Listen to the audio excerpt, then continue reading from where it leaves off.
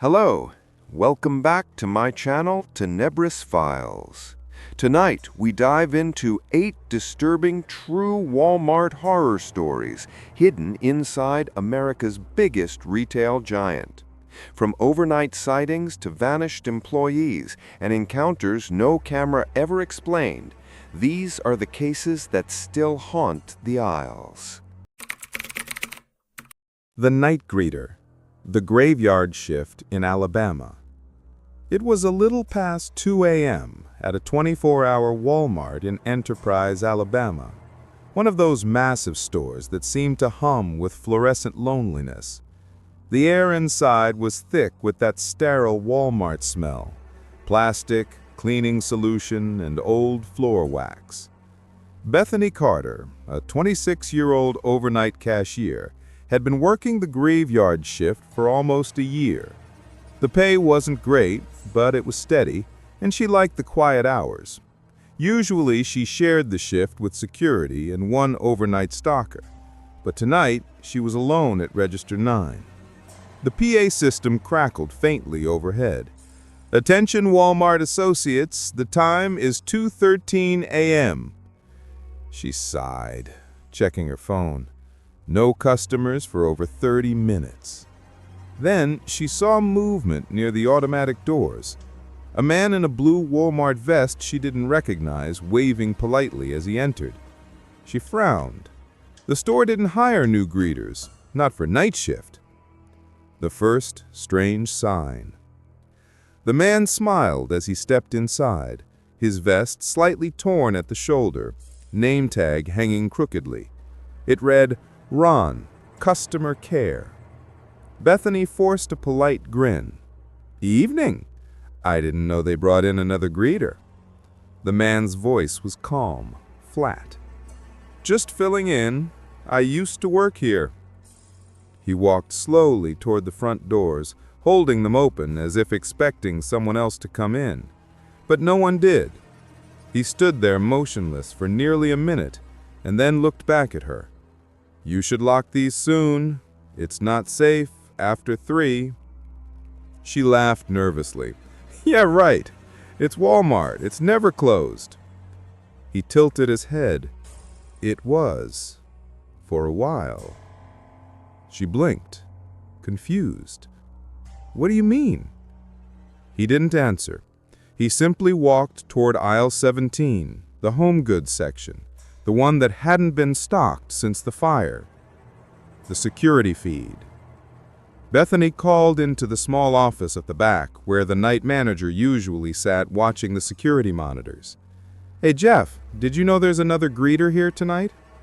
No response. Static hissed faintly through the intercom. She frowned and decided to check the monitors herself. The office lights flickered as she entered. The wall of screens glowed, each showing a different aisle in grainy black and white. She spotted the man easily, standing in the home goods aisle, staring up at the ceiling. But what made her skin crawl was the way the camera shimmered around him, like the pixels couldn't settle. Then, one by one, the other cameras began to blink out. When the screens cleared, the man was suddenly in aisle 9. Directly behind her register. Bethany turned slowly toward the front of the store. No one was there. The radio on the desk crackled. "Lock the doors, Bethany." The cold aisle.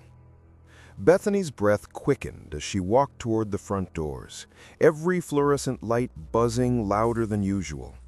The air felt colder now, unnaturally so, like the temperature had dropped 20 degrees in seconds. She reached the sliding doors and pressed the manual lock. The motion sensors flickered as she did, making the glass shimmer like water. Then she heard it, faintly, the sound of whispering from the home goods aisle. "They never opened again. They never opened again." Bethany crept forward, her sneakers squeaking softly. She turned the corner and froze. The aisle was filled with black scorch marks, like old fire damage, yet she'd walked it dozens of times before and never noticed. At the far end stood the greeter, holding an old blue vest, singed and half melted. "I told them to close early," he said softly. "They didn't listen." Behind him, for just a second, the shelves flickered, revealing burned mannequins still standing. The fire returns. The light snapped off all at once. The store was plunged into pitch darkness. She fumbled for her flashlight, the beam cutting through the black. The air smelt like burnt plastic and something else, something wet and old, like scorched fabric. Her footsteps echoed unnaturally as she backed away, but every turn brought her deeper into aisles she didn't recognize. The store layout had changed. A voice followed her through the dark. "It started here, register 9. She stopped, heart hammering. She was at her register again. The cash drawer was melted, fused into the counter. Then faint orange light began to flicker from behind it. Flame. Smoke rose, curling like fingers around her arms. She ran toward the exit, slamming her shoulder into the glass. Outside, through the smoke, she could see someone waving. It was Ron, the greeter. He was on fire, still smiling. The next shift. In the morning, when the day crew arrived, the store looked untouched. Clean floors, polished counters. But Register 9 was offline, a handwritten sign taped over it. Out of order, service in progress. Bethany's car sat in the parking lot, keys still in the ignition, driver's door open. No trace of her, inside or out. When the security team pulled the overnight footage, they found something disturbing. At 2:13 a.m., a man in a torn Walmart vest walked in and waved to the camera. Then, at 2:17 a.m., every feed glitched for 12 seconds. When the picture returned, the man was gone, and Bethany stood by the door, waving back at someone outside the frame. At exactly 2:30 a.m., the PA system turned on by itself and played an old recording from 1998. Attention, Walmart associates. Please welcome back our longtime greeter, Ron. The employee locker that wouldn't stay closed. The night shift in Ohio. It was a cold November night in Findlay, Ohio. The Walmart off US Route 68 buzzed faintly under the flickering fluorescent lights. Only a handful of overnight workers remained, the hum of pallet jacks echoing through the aisles. Marcus Bell, 32, had been on the night stock crew for 3 years. He liked the peace and quiet, away from the chaos of daytime shoppers. The break room was his safe space. Metal lockers lined the walls, filled with half-eaten snacks and old name tags. That night, while clocking in, he noticed locker number 32 slightly ajar. He didn't remember anyone using it. It had been locked since the incident, when a stalker named Eddie disappeared 3 months ago. "Probably maintenance," he muttered. He pushed the locker shut. But as he turned away, it creaked open again, slowly. Inside, something metallic clinked, like a chain dragging softly against the metal. The whisper inside the locker. During his first break at 1:15 a.m., Marcus sat with a soda, staring at the locker. The rest of the crew was out on the floor. He could hear the faint buzz of the soda machine, the hum of the air conditioner, and then a sound like breathing. He froze. It was coming from inside locker 32. He stood, approaching slowly. The vents on the locker's door were fogging up, like someone was breathing against them from the inside. "Hello? Eddie? That you?" No answer. Just a slow metallic rattle, and then, faintly, a whisper. "Don't leave me here." Marcus stumbled back, knocking over his chair. His heart pounded so loud he could barely hear himself breathe. Then the locker slammed shut on its own. The sound echoed like a gunshot through the break room. When he looked down, something had rolled out from beneath it. Eddie's name tag. The cameras don't lie. Marcus ran to the front office where Tina was sitting watching the security feeds. "Tina, You gotta check the break room cameras. There's something. Marcus, calm down, she said, irritated. What's going on? He pointed at the monitor. Locker 32, something's inside it. Tina frowned but rewound the footage. On screen, Marcus appeared, sitting at the table, drinking his soda. Then he stood and walked to the locker. The door opened slightly, but the camera glitched, a static blur. When the feed returned, Marcus was standing there staring, but the locker door was now wide open. Behind him, for a brief moment, something moved. A shadowy figure crouched low, crawling out of the locker. Its limbs were too long, its face obscured. Marcus gasped. What the hell is that?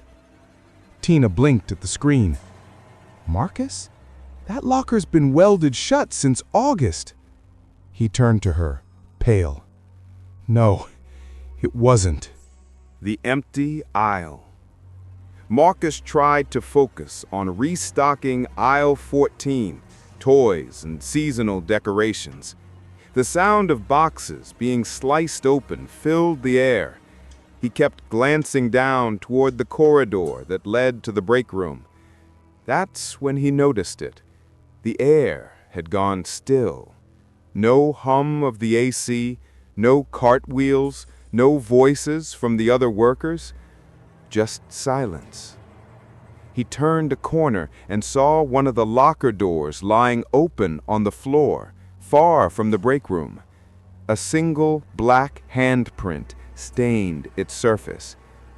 Then, from the next aisle over, came a dragging noise, something metallic scraping across tile.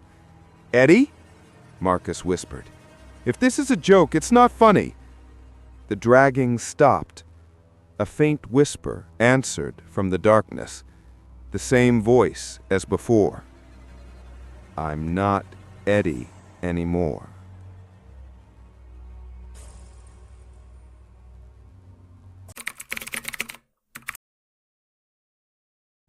The woman in the security room. The late shift in Texas. In Lubbock, Texas, Walmart Supercenter number 2316 sat on the edge of town like a glowing blue island in the desert. It was nearly 3 a.m., the store half empty, aisles silent except for the distant whir of floor polishers. Travis Miller, the night security officer, leaned back in his chair, eyes fixed on the wall of black and white monitors. He'd worked dozens of quiet nights like this, watching for shoplifters, the occasional car left running outside. But that night felt different. The air in the office was heavy, the kind of thick stillness that made the hair on your neck rise. Travis yawned, switching cameras. Aisle 12, empty. Parking lot, empty. Then, on the monitor for the employee entrance, he saw movement. A woman in a pale blouse walked through the door, head down. She wasn't wearing a badge. And according to the log, no one had swiped a key card in over an hour. The first glimpse. Travis rewound the feed, his pulse quickening. The woman hadn't come from outside. She had appeared, halfway through the hallway, flickering into frame like a corrupted video. Her head tilted at an odd angle, and her hair covered most of her face. He grabbed his walkie. "Hey, anyone near backstock?" Only static answered. He watched the woman drift past the loading docks, moving with strange floating slowness. She turned toward the camera for the briefest second. Her face was pale, features blurred like the lens couldn't focus on her. Then she turned down aisle 6, home decor. Travis switched cameras, following her. But when he clicked through to that aisle, she wasn't there.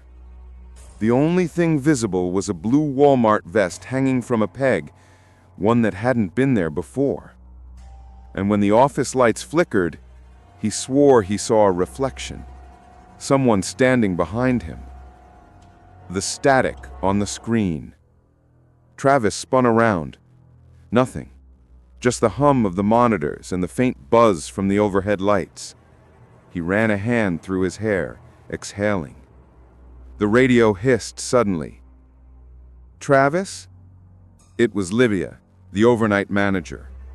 He pressed the button. "Yeah, I'm here." "You seeing anything weird on camera? Aisle 6 motion alarm keeps tripping." "Yeah," I muttered. "Some woman. Pale, looks lost." Lydia's voice faltered. "We don't have any women on this shift tonight." The line cut off. Travis stared at the monitor again. Static danced across all the feeds. Through the noise, a figure appeared, standing directly in front of the security office door. He glanced at the real door behind him. Locked, metal, secure. The intercom above his desk crackled to life. "Can I come in now?" Her voice was soft, almost kind. Then the doorknob rattled. The woman knocking. The sound was faint at first, a gentle tapping, almost polite. Then it grew louder, harder. The entire metal door vibrated. Travis backed away, radio trembling in his hand. "Lydia, security breach. Someone's at my door." No response, just a hiss. The tapping stopped. Silence. Then, softly, "You left me here." The words came from the other side of the door, but they didn't sound human. More like a voice filtered through water, each syllable warping and stretching. Travis grabbed his flashlight and inched closer. The small rectangular window and the door was dark. Then, a face slammed against the glass. He stumbled back, gasping. The woman's eyes were wide, her skin gray, her mouth torn in a smile that didn't belong on a living person. She whispered one more thing, fogging the glass. "Camera 17. Then she vanished. Camera 17. Travis scrolled furiously through the monitors until he reached Camera 17, the old garden center. That section had been closed for months, ever since a storm collapsed part of the roof. The doors there were chained shut. But on the grainy screen, he saw her, the woman standing among the dead plants and toppled shelves. She was looking up, straight into the camera. "Jesus Christ," he muttered. He decided to go check in person, thinking maybe it was a feed glitch or a trespasser. He grabbed his flashlight and keys, making his way through the darkened aisles. The automatic lights flicked on as he passed, one by one. When he reached the garden doors, the chains were gone. The metal gate stood wide open, letting in a freezing gust of air. In the center of the concrete floor was a pile of ashes, and something half buried beneath it. A melted Walmart wing tag. Darlene, Asset Protection. The new monitor feed. By morning, when the next shift arrived, the security room was empty. The monitors buzzed quietly, looping their usual feeds. Travis's badge was found on the desk beside an open can of Red Bull, still cold. When Lydia replayed the night's footage, she froze. At 3:02 a.m., Travis was seen walking toward the garden center. The door opened, but he never came out. Then, at 3:17, a woman appeared on camera 17, standing in the same spot, this time wearing a Walmart security uniform. Her name tag read Travis. That same day, a technician was called to repair the flickering monitors. As he worked, one of the cameras glitched, and switched briefly to a live view of the security office. A pale woman sat in Travis's chair, watching the screens, smiling faintly. Then, looking straight at the camera, she whispered, "Your shift starts now." After Hours Restocker. The night the lights wouldn't stay on. The Walmart Supercenter in Sedalia, Missouri had always been open 24 hours until corporate cut the nighttime schedule. Now the store shut its doors at midnight sharp. But for Evan Carter, a 22-year-old restocker who needed the job more than he needed sleep, the shifts had only gotten longer and lonelier. He clocked in at 11:45 p.m., stepping into the near-empty store as the last customers trickled out, the cheery "Welcome to Walmart" chime echoing in a way that felt wrong in the quiet. The air felt colder than usual, like the AC had kicked into overdrive. Even the overhead fluorescent lights seemed hesitant, flickering in slow, uneasy spasms, as if deciding whether to stay awake for the night. Evan felt it immediately, a heaviness, a pressure in the air. Walmart was never relaxing at night, but this time it felt watchful. He rolled his cart of inventory down the vacated toy aisle, the wheels squeaking in a rhythm that reminded him uncomfortably of footsteps.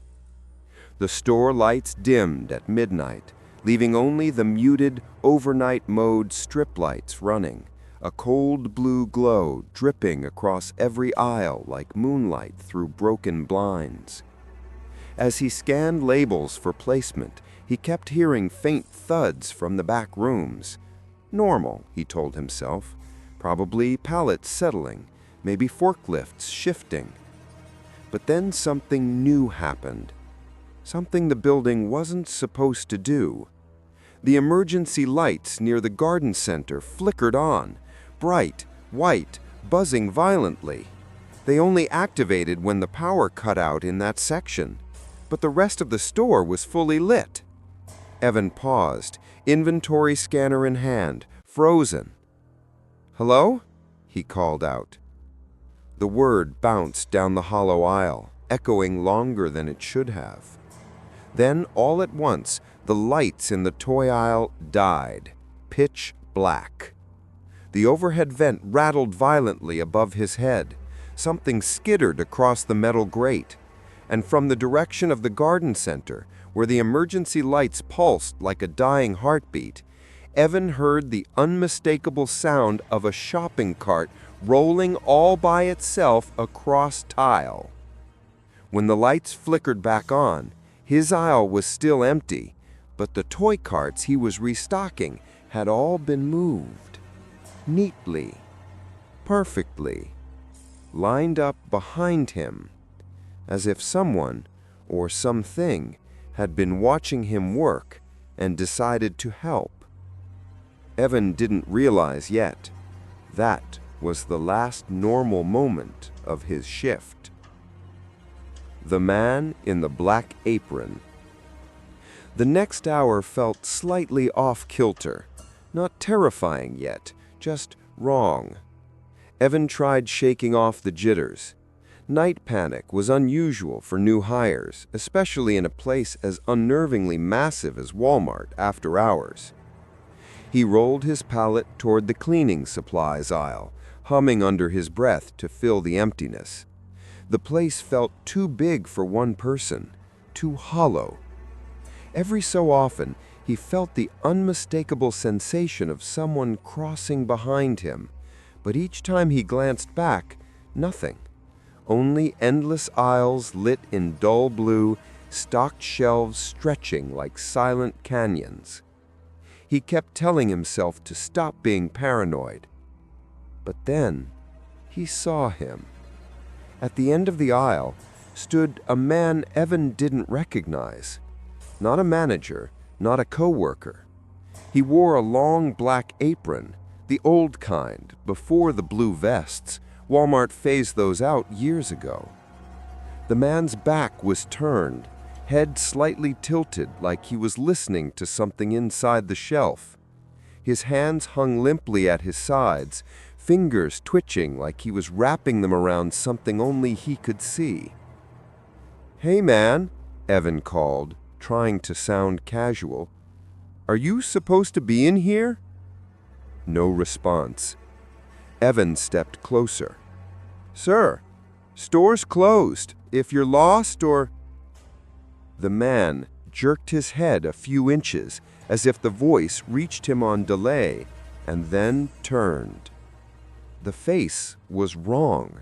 Not monstrous, not mutilated, just blurred, like a face captured in mid-motion in a long-exposure photograph. He had features, but they shifted like heat waves, never landing on one expression long enough to read. He lifted one shaking finger and pointed down the aisle behind him.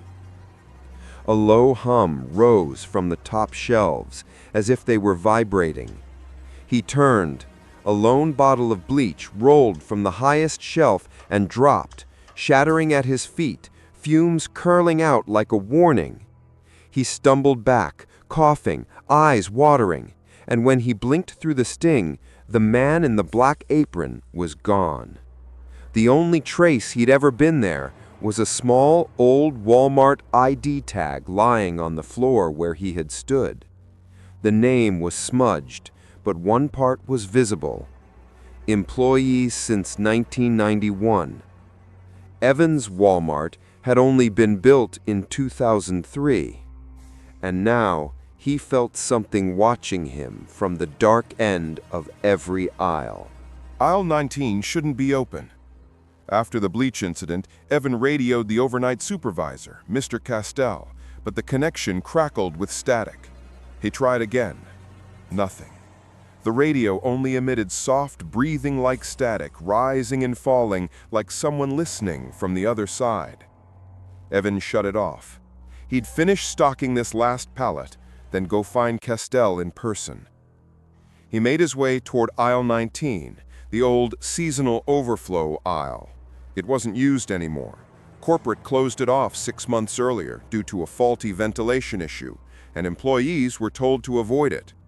Blocked with chains, signs taped everywhere. But now, aisle 19 was wide open, lights on, spotless, fully stocked with merchandise that didn't belong to any current department. Old packaging, brands discontinued years ago. The strangest part? Everything was new, plastic wrapping intact, dust-free, as if someone had just finished restocking it an hour earlier. Evan stepped in cautiously. The lights hummed louder in here, buzzing like flies trapped in a jar. The air was thick and stale, smelling of cardboard and old heating vents. He scanned a barcode on a random item, a box of outdated freezer bags. Item not found. He scanned another. Item not found. Every single product, unlisted, unmapped, not part of any official inventory. His skin crawled. This aisle wasn't supposed to exist anymore.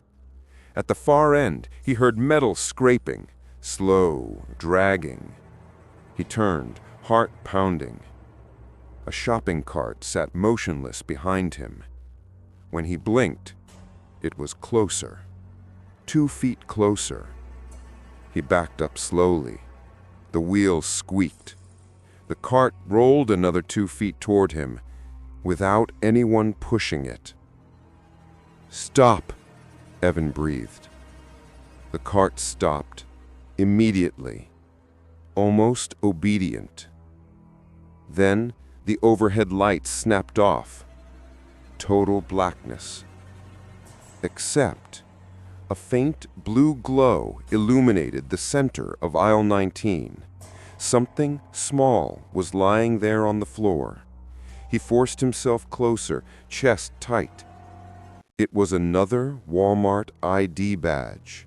This one clearer, still dusty with age.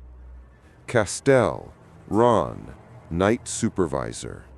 Employee since 2004. Status: terminated. But Castell was working tonight, and as Evan held the badge, a slow, rattling breath exhaled behind him, so close it warmed the back of his neck. No one else is clocked in. Evan sprinted out of aisle 19, lungs burning, refusing to look back. The sound of the rattling breath followed him until he reached the electronics section, where the TVs were all in standby mode, black screens reflecting his panicked silhouette. He needed to find someone, anyone, Castell, the cleaning crew, maintenance, anyone who should have been on shift. He jogged toward the break room. The overhead lights flickered violently as he passed, like the store itself was reacting to his presence. When he burst into the break room, the clock-in computer was still running. He pulled up the employee log screen. His pulse froze. There was only one employee clocked in. One name. His.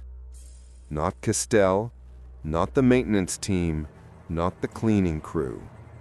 And the timestamp next to their names all read one thing: Force logged out, 12:04 a.m.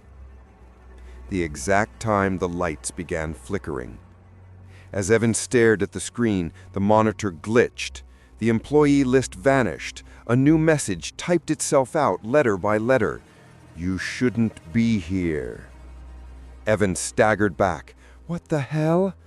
The computer beeped sharply. Another message. He wants you to finish his shift. The lights in the break room exploded overhead, popping like gunfire, sprinkling glass. Evan shielded his face, stumbling toward the hallway.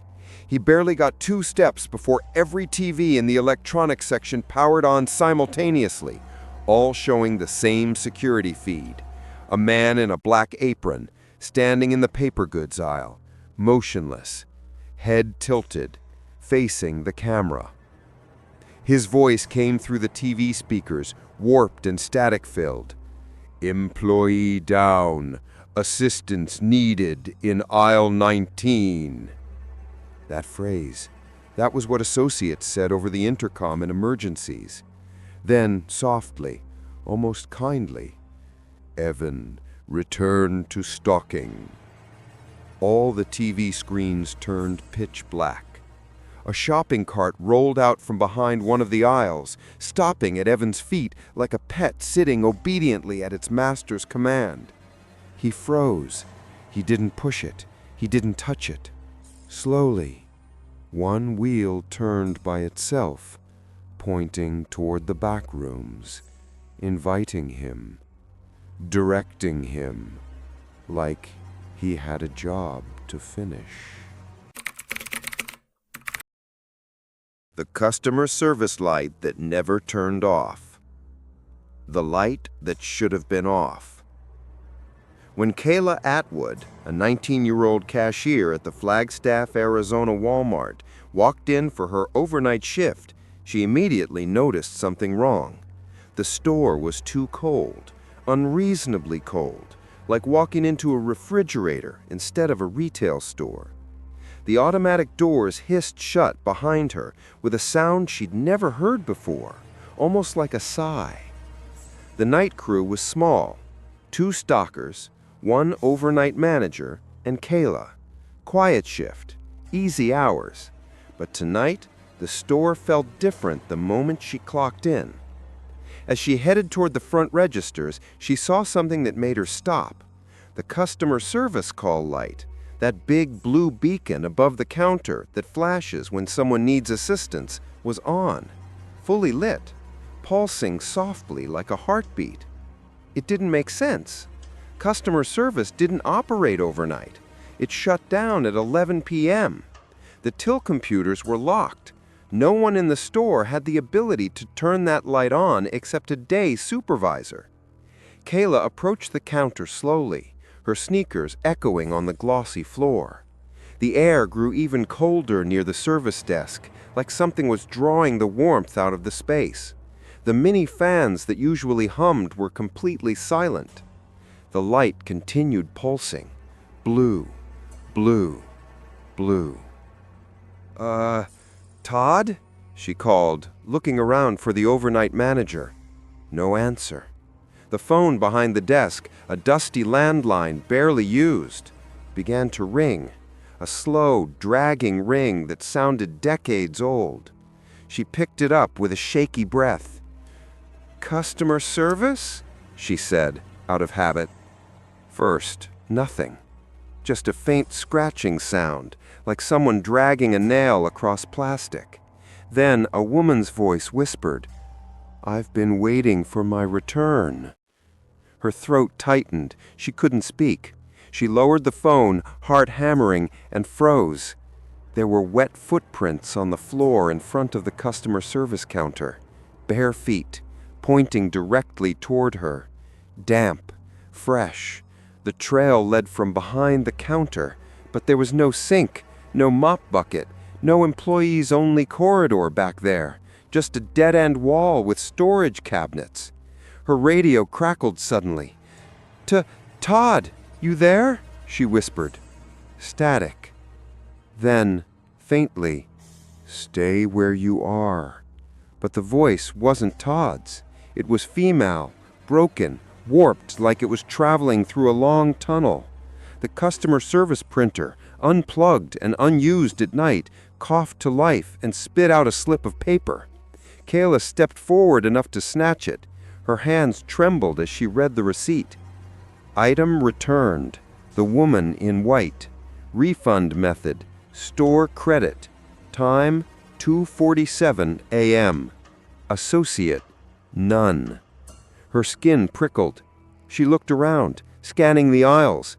Empty. Silent. Except for that pulsing blue service light. She crumpled the paper and shoved it into her back pocket, deciding she needed to find Todd, needed answers, needed someone to tell her she wasn't losing her mind. As she stepped away, the floor tiles moaned beneath her like something heavy had pressed into them moments before. She kept moving toward the back of the store, passing the clothing section. That's when she noticed it. A woman's figure standing perfectly still between two racks of clearance jackets. Hair long, clothes dripping water, head bowed. She blinked. The figure vanished. But then a second later, the jackets started dripping water. She stumbled backward and collided with a shrink-wrapped pallet, breath shaking, eyes burning. She made it to the employee hallway and burst through the double doors marked Associates Only. The fluorescent lights flickered overhead in a lazy strobe, stretching her shadow down the hall. "Todd, you there?" she yelled. From the break room came a slow creak, like someone rocking in a chair. She stepped inside, and the room was empty. But the rocking chair in the corner was the only object moving, squeaking rhythmically. On the table sat a Walmart return slip. This one was printed in red.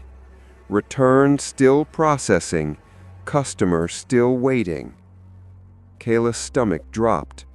A cold breath ran across her back neck, and someone whispered, "Don't keep me waiting." Fear grows in the freezer section. Kayla ran out of the break room and down the long fluorescent hallway, her footsteps echoing like she was in a cavern instead of a store. She pushed through the backroom doors and emerged into the warehouse, where everything felt wrongly quiet. No forklifts, no chatter, not even the hum of the cooling system.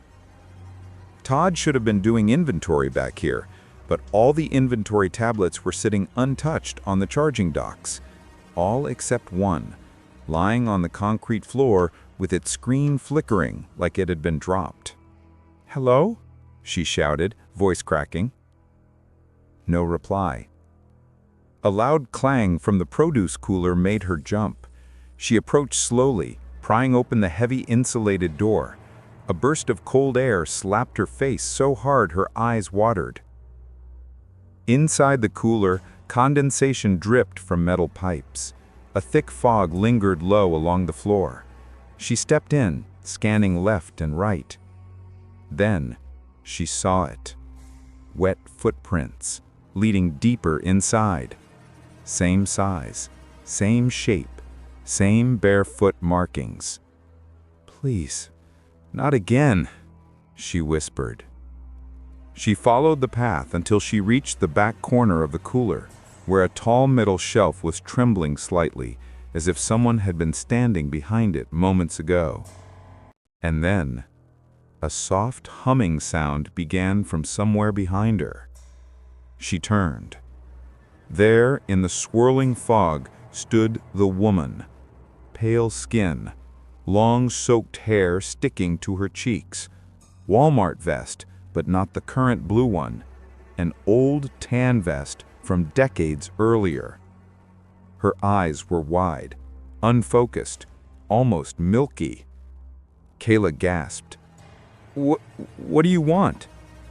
The woman raised one dripping hand and pointed at Kayla's apron pocket, where the receipt slip from the customer service printer was crumpled. Kayla pulled it out slowly, her fingers shaking. The woman's expression twisted, not angry, not sad. Desperate. She pointed again, this time downward, at Kayla's shoes. Kayla looked down. Her sneakers were soaking wet. But when had that happened? She backed away slowly. "Please, I don't know what you're returning." Suddenly, the cooler lights shut off. Pitch black. Something wet wrapped around her ankle. Isolation in the aisles. Kayla screamed and kicked free, stumbling out of the cooler and slamming the door shut behind her. She didn't stay to see what or who had grabbed her. She sprinted down the warehouse corridor, her soaked shoes slapping the concrete. She burst back into the store's main aisles. The overhead lights flickered violently, like electricity struggled to stay in one place. Every second aisle was dark, stretching into black tunnels of shelves and silence. Kayla's breath fogged in front of her. The temperature had dropped. She tried her radio once more. "Anyone! Please, someone talk to me!" Static. Then a faint voice. "You opened customer service." Kayla froze. "Who is this?" she whispered. "Finish the return." She gripped the radio tighter. "I can't help you unless you tell me what you're returning." No answer, but something else responded. A loud metallic crash echoed from across the store. Sporting goods. Another crash. Then a dragging sound like a wet mop being pulled across the floor. Kayla moved toward the noise despite every instinct telling her to run the other way. The aisles seemed to rearrange themselves as she passed, familiar landmarks shifting subtly in her peripheral vision. She stopped when she saw them. Every bicycle in sporting goods was knocked over, all pointing the same direction, toward one aisle. When she stepped in, the air thickened. Something about this aisle felt older, stale, wrong. On the bottom shelf sat a plastic bin of unclaimed returns. Except, Walmart didn't keep returns there. Returns never left customer service. Kayla knelt in front of it. Inside were dozens of items. Old clothing tags with water damage. A broken watch still ticking. A child's shoe with mud on it. Receipts dating back decades. One item stood out. A faded analog photograph of a woman in the old tan Walmart vest. The woman from the cooler. On the back of the photo was written, "She never got her return. Stop making her wait." The return counter's secret. Kayla realized she had no choice. Whatever this was, this ghost, this presence, it wanted her back at customer service. Back where it all started. She ran toward the front of the store, weaving through aisles as the sound of sloshing water chased her. The woman was following her now, no longer hiding in shadows or fog. The whole store smelled like wet pavement after rainfall. The blue customer service beacon glowed brighter with each step, pulsing harder, almost eager. When Kayla reached the counter, something was different. The return monitor, shut off for the night, was on. A prompt blinked on the screen. Process return? Yes. No. Her hand shook as she hovered over the touchscreen. A cold whisper brushed her ear. Say yes. Kayla pressed yes. The room seemed to exhale. The printer spat out another slip, this time longer, wetter. The paper was damp, edges curling like it had been underwater. At the bottom was a note. Item to return, her life. Kayla stepped back, horrified. I can't return that. What do you want me to do? The woman appeared behind the counter, as if melting from the darkness. Head bowed, hair dripping, body trembling with each labored breath. Kayla backed into the register. Tell me what happened to you. The woman raised her head. Her face was swollen, waterlogged, like a drowning victim pulled from a lake. She extended her hand, placing a rusted key on the counter. Kayla stared at it. What is this? The woman pointed toward the store's back emergency hallway, where the storm drains were located. The drains Walmart built over an old flood zone. Kayla understood. She grabbed the key and raced down the hall, the woman's wet footsteps echoing behind her. The emergency exit at the end of the hall had a small maintenance hatch beside it, rusted shut. The key fit perfectly. Kayla pulled the hatch open. A blast of freezing, mold-smelling air hit her. Inside was a dark, water-filled pit. And floating within it, a body wearing a tan Walmart vest. The same woman. She had drowned here, trapped, forgotten. Kayla covered her mouth in horror. Behind her, the ghost whispered, "Finish the return." The employee who never clocked out. When Evan Miller, a 21-year-old night stalker, started his first overnight shift at the Topeka, Kansas Walmart, he thought the job would be simple. Unload pallets, stock shelves, avoid management, and survive until sunrise. He'd done night shifts at warehouses before. Quiet, boring, predictable. But within minutes of stepping onto the stockroom floor, he realized this Walmart wasn't like any place he'd worked. First, there was the empty break room. Completely empty. Night shifts usually had at least 6 or 7 employees, but tonight only one other worker had shown up, a tired cashier named Melanie, who clocked in with dark circles under her eyes. She whispered to Evan, Don't go past aisle 17 after 2 a.m. If you hear the time clock beep on its own, ignore it." Before Evan could ask, the overhead lights flickered violently, making the ceiling buzz like a nest of angry bees. Melanie stiffened and whispered, "It's starting early." "What is?" Evan asked, but she was already walking away. Trying to shake off the unease, Hedden headed to the back, scanning his badge at the digital time clock. It beeped a harsh, metallic beep, not the cheerful tone he'd heard during orientation. The display glitched for a moment, flickering between employee number 728 clocked in and employee number 728 already clocked in. Evan frowned. Already clocked in? By who? He tried again. Same message. He shrugged it off and grabbed his pallet jack, rolling it toward the main floor. The store was dimmer than usual, lights humming weakly. He passed aisle 12, then 14, then 16, and stopped. Aisle 17 was pitch black. No flickering lights, no dim glow, just a wall of darkness. He leaned forward slightly. His fingertips brushed the air, and it was ice cold. His breath fogged in the supposedly climate-controlled building.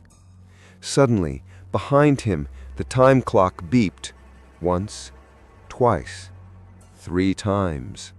Slow, patient beeps. Evan turned around. He was alone. But the time clock screen now said, employee number 728 clocked out. Time, 2:14 a.m. He checked his phone. It was 2:13 a.m. The time clock had punched him out 1 minute before it happened, and he had no idea who had done it. The Worker, from 1999. Evan felt his stomach tighten. He had never heard of any employee named Jared. Melanie snatched the vest from the cart and shoved it into a plastic bag, as if touching it directly might burn her. "You weren't supposed to see this," she muttered. "What happened to him?" Evan asked. Melanie hesitated before speaking. "He disappeared on shift. No one saw him leave the store, but his badge took clocking in at random times for weeks. Management finally removed his name from the schedule, but the time clock never forgot him." Before Evan could respond, the store's emergency lights flickered, and then every fluorescent tube in aisle 17 snapped on at once with a violent electrical pop. The entire aisle was visible now, and standing at the far end was a figure. Tall, still, wearing an old Walmart vest with the 1990s logo. Evan's breath hitched. "Melanie?" She turned. The figure lifted its head. Its face was pale, swollen, waterlogged, eyes sunken, and skin sagging like a body pulled from stagnant water. Melanie grabbed Evan's arm. "Don't look at him. He reacts to eye contact." But it was too late. The figure took 1 step forward. Every light in the store died. Total darkness. Seconds later, the time clock beeped again. This time louder. Beep, beep, beep. Evan felt something cold brush past his leg. He grabbed a flashlight from a nearby shelf and flicked it on. The aisle was empty. No figure, no cart, no vest. Just the echoing hum of the store's dying power grid. The radio crackled again, this time with a man's voice gasping for air. "Didn't finish stocking frozen section." Evan and Melanie exchanged terrified glances. Melanie whispered, "He died in the freezer, got trapped during a remodel. They sealed the old entrance. They never found the body, but he keeps working." Evan's chest tightened. "So, what does he want from us?" Melanie closed her eyes. "He wants someone to finish the shift he never could." A loud metallic bang came from the frozen food section, then another and another, like someone pounding on the sealed door from the inside, into the frozen section. The banging grew louder, echoing through the grocery aisles like fists against metal. Evan felt the vibration under his shoes. Whatever was happening behind the freezer wall was not normal. It sounded like someone trying to break through or escape. Melanie grabbed a flashlight and whispered, "We can't go there. That's where he..." But Evan was already walking toward the freezer portion of the store, adrenaline drowning out fear. He had to see for himself. As he approached the freezer section, the glass doors began to fog from the inside, even though the freezers were already cold. Handprints formed on the glass, smearing downwards as if someone were sliding to their knees. Evan's heart pounded. "Jared," he whispered without meaning to. Melanie hissed, "Don't say his name!" But it was too late. All the freezer lights went out. Then, thump! A fist-shaped bulge pressed outwards from inside the wall behind the freezers. Thump! Another bulge. The drywall cracked. Frost poured out of the seams like smoke. Melanie pulled Evan back. "We need to go now!" But Evan stepped closer, shining his flashlight on the expanding cracks. Something pushed again. This time, fingers broke through. Gray, bloated, frozen stiff. Evan stumbled back as an entire hand punched through the wall, followed by a forearm. The time clock beeped in the distance. Employee number 728, clocked out. Employee number 728, clocked in. Employee number 728, clocked out. Faster, faster, faster, Melanie whispered, horrified. "He's replacing your punch times with his." The wall finally burst open. A cloud of icy mist exploded outward, and through it stepped a figure wearing the old vest. His head tilted unnaturally, neck appearing cracked. Frost coated his eyebrows. His name badge hung by a single thread. Jared H. Stalker. He took a step toward Evan. Water pooled beneath him, spreading across the tile floor like melted ice, but the store wasn't warm enough to melt. Melanie pulled Evan away. "Run! Just run!" Both of them sprinted down the aisle, but the building itself seemed to shift. Aisles rearranged, lights flickered, the automatic doors at the front slammed shut. The PA system crackled to life with an old 1999-era chime. Then a voice whispered, "Shift not complete. Employee must return to duty." The trapped employees. Evan skidded around a corner, nearly knocking over a display of cereal boxes. Melanie grabbed him, dragging him toward the back corridors, hoping to loop around and escape through the loading dock. But when they reached the employee hallway, the lights began flashing violently, as if warning them not to proceed. The PA system whispered, "Unauthorized exit attempt detected."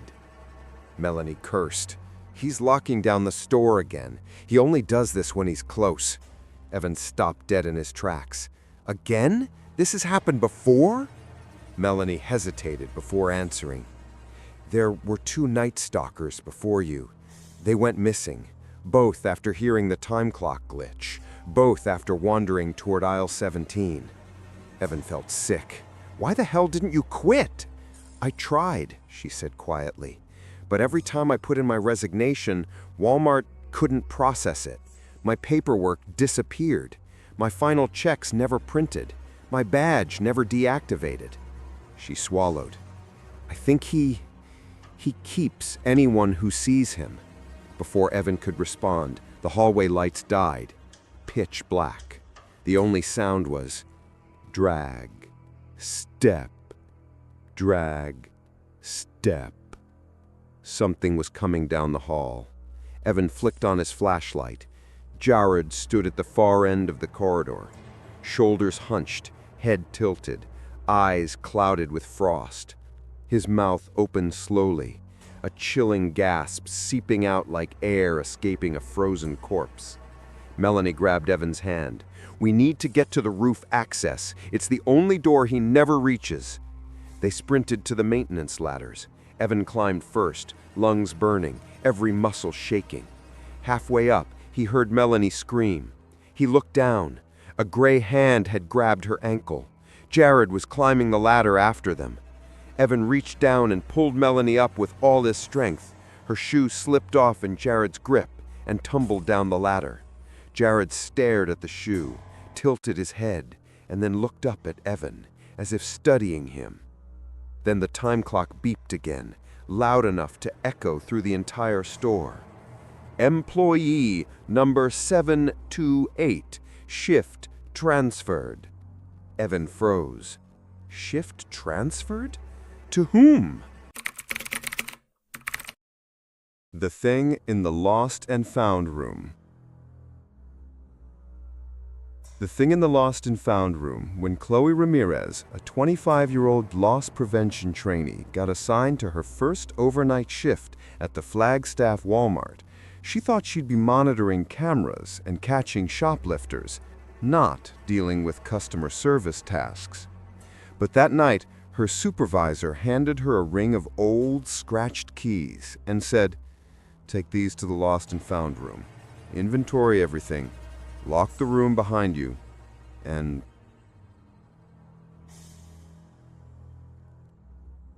don't listen to anything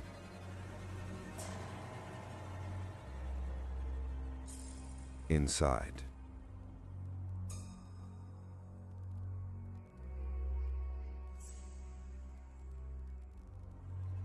The thing that watched her. Chloe screamed and swung the flashlight wildly in the dark, desperate to hit something, anything. But all she struck was empty air. The creature scuttled across the floor, fast enough that she only caught the faint sound of its nails scraping tile. Her pulse hammered in her ears. She dug her phone out to use as a light, but the screen went black the second she touched it, dead like the radio. As if something was draining all the power around her. She backed toward the door again, pressing her shoulder against it. "Help! Somebody help!"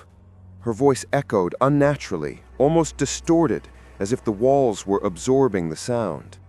Then the light bulb overhead flickered back on, dimmer than before. Chloe's breath caught. The shelves had changed. Items were rearranged. Some were missing. In the center of the room lay a stuffed animal, a plush rabbit with matted fur and one missing eye. She didn't remember seeing it before. The rabbit's head slowly turned toward her. Its one glossy eye stared, unblinking. Chloe whispered, trembling, "No, no, no." The stuffed rabbit's mouth opened. A child's voice came from inside its cotton-filled throat. "Put me back." Chloe stumbled backward into a stock of boxes. Items fell, clattering loudly. Sunglasses, old toys, mismatched shoes scattering across the floor. She scrambled to her feet just as the creature finally revealed itself.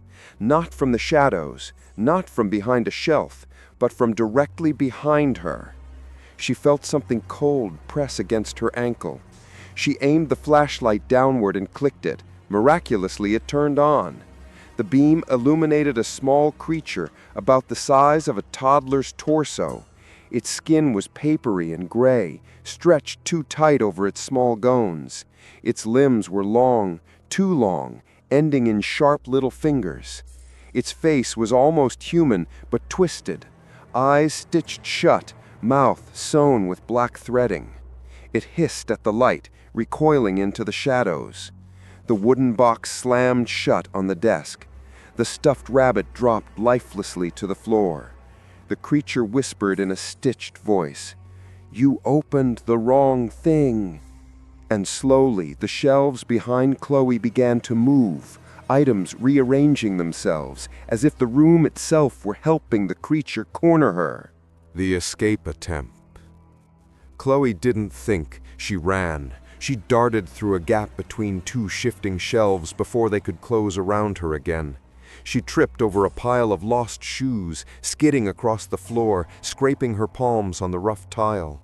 Behind her, the creature shrieked, a sound like tearing fabric mixed with a child's scream.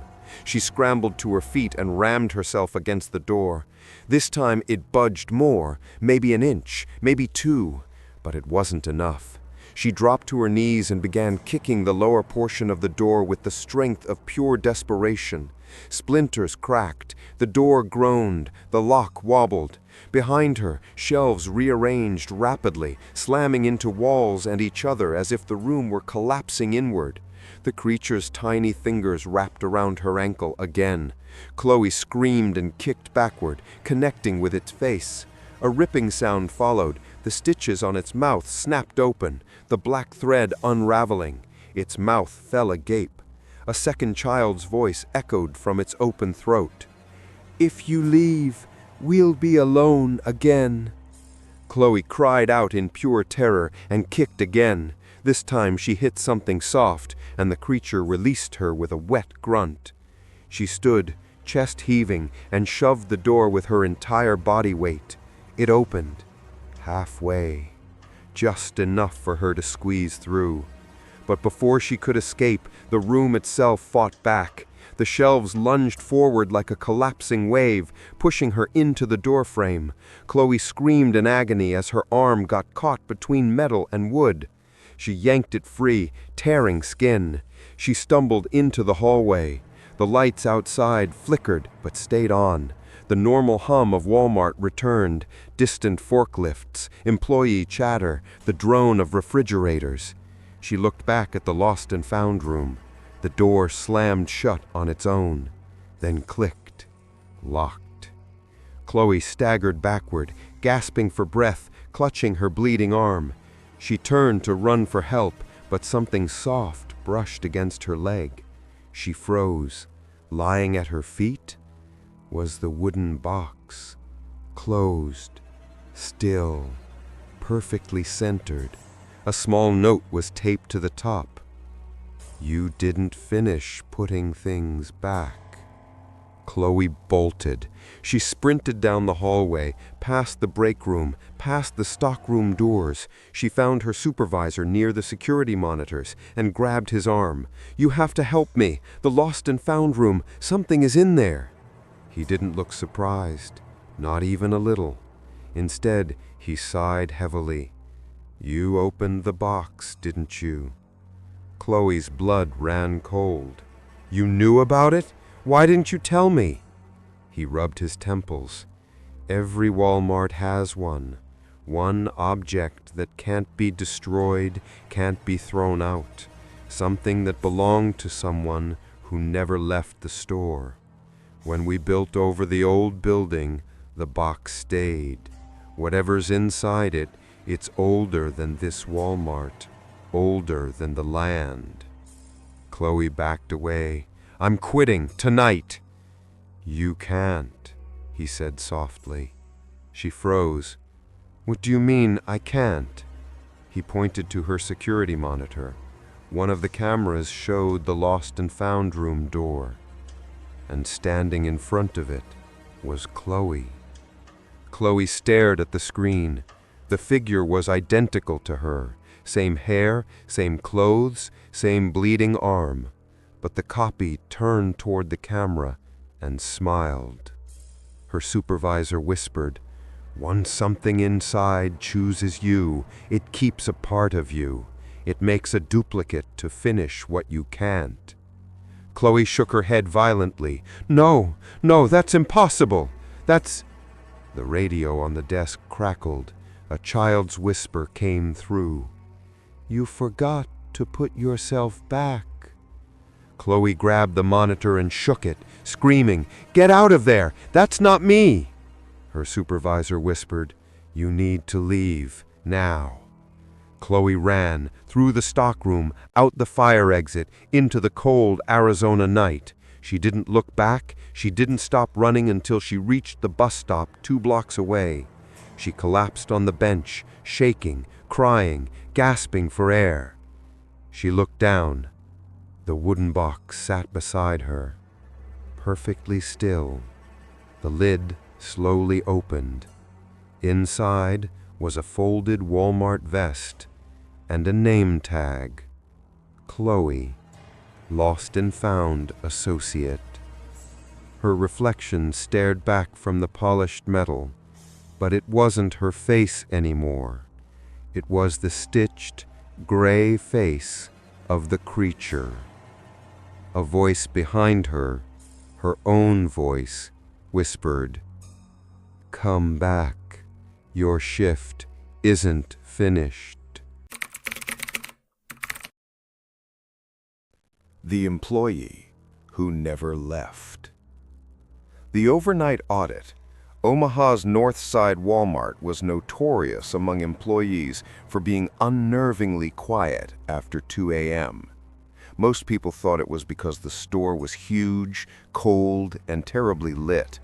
But overnight employees whispered about something else. Something that started back in 2014 when an associate named Mark Hensley disappeared during a remodel and was never found. They said he still clocked in. They said he still walked the aisles. They said he never left the store. 18-year-old Tyler Ross, a new overnight stalker, didn't believe any of that. He just wanted extra hours. So when management told him he'd be doing a full inventory audit alone in aisle 37, the back corner where old seasonal items were stored, he shrugged and grabbed his scanner. "Stay away from the back freezer door," one associate warned him as he walked away.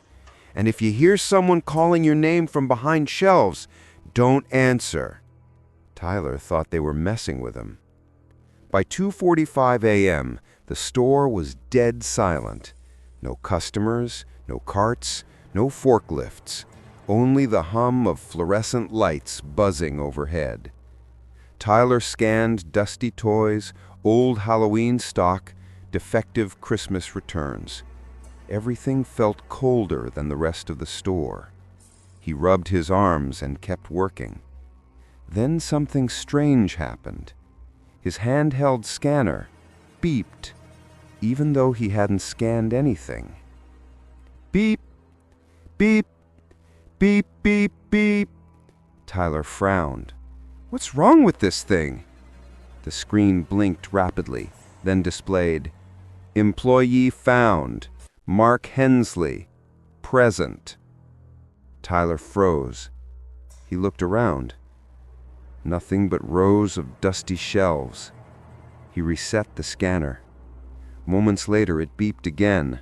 "Employee found, Mark Hensley, 10 feet behind you." Chills shot through Tyler's body. He spun around. No one there.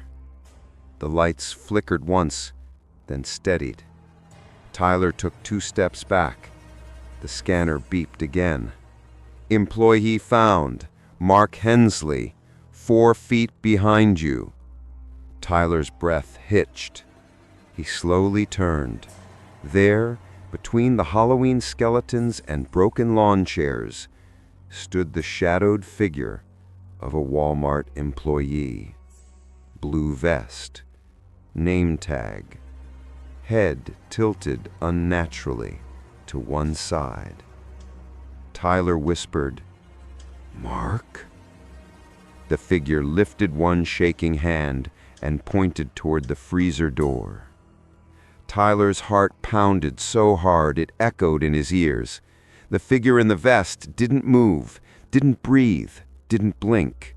It stood perfectly still, pointing toward the industrial freezer door hidden behind clearance shelves. Tyler swallowed hard. "Look, man, if this is some prank..." The figure suddenly stepped backward, straight into the shelves, and melted into them like smoke.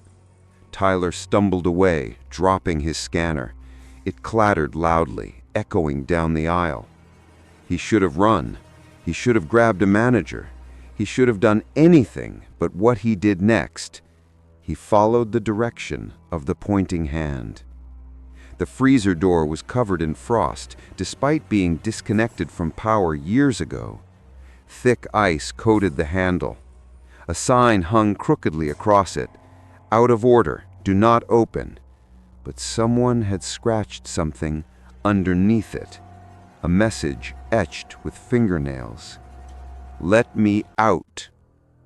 Tyler reached toward the handle. The metal burned his finger with a biting cold. He jerked back and cursed. That freezer hadn't been running in years. Why was it so cold? Behind him, Something whispered his name. Tyler. He spun around. No one there. The whisper came again, but closer. Tyler, help me. He took 3 shaky steps backward until he bumped into the freezer door. The whisper now came from right beside his ear. Don't leave me in here. Tyler snapped. He grabbed the icy handle and yanked it open. A breath of freezing air exploded from the darkness, cold enough to burn his lungs. He squinted inside. The freezer was bigger than he expected. Long, hollow, filled with rows of plastic-wrapped items covered in frost. Thick darkness stretched toward the back. Then his eyes adjusted. A figure was slumped against the far wall. Frozen solid.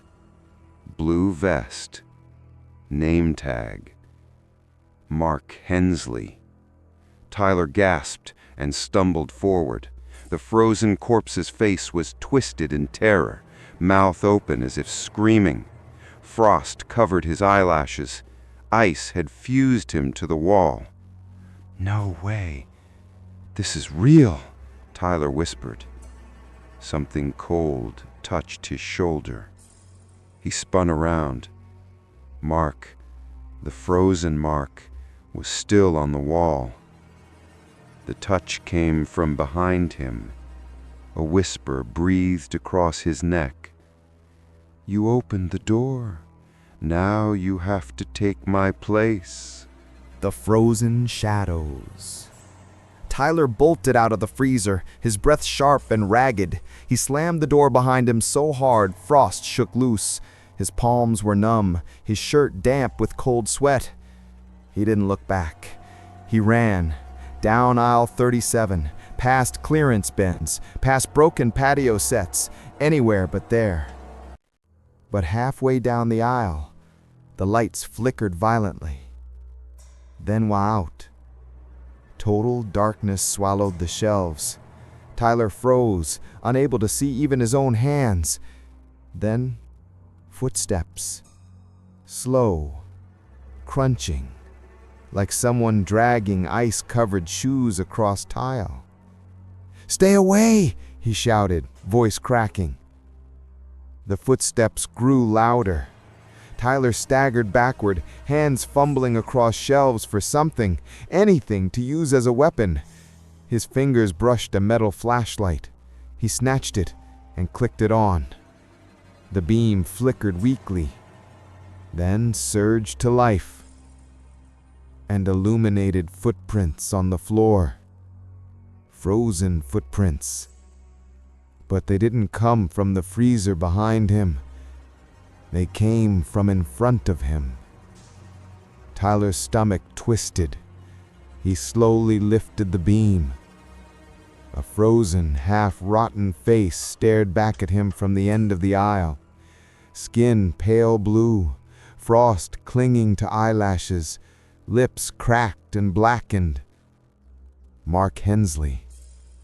But not the frozen corpse from inside the freezer.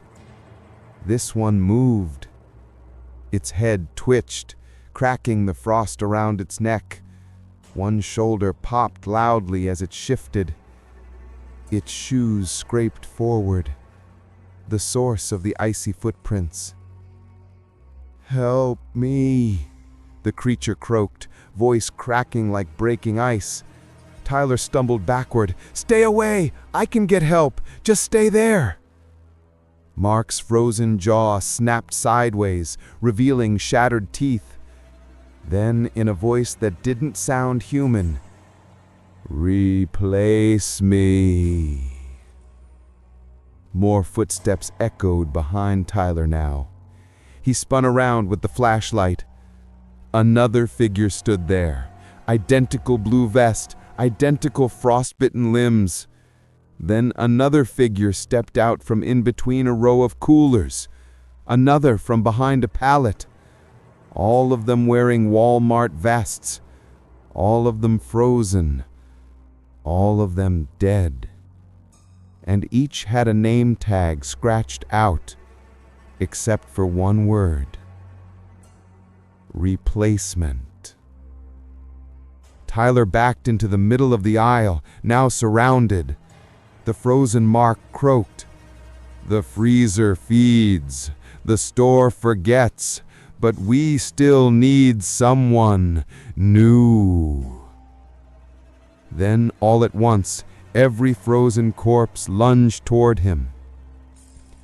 Tyler sprinted deeper into the store, slipping on frost forming beneath his feet. He barreled through the break room doors, sending chairs toppling over. He slammed the door shut and locked it. For a moment, silence. He collapsed on a plastic chair, lungs burning. What the hell is happening? What is this place? The break room lights flickered overhead. He reached for his phone. 2% battery left. He tried calling 911. The phone died instantly. A hum filled the room, the vending machines vibrating softly. Something was interfering with electricity. Something cold. He forced himself to stand and stumbled toward the filing cabinet labeled Employee Incidents Archive. He yanked open the drawer. Dust puffed up. Inside were dozens of old reports.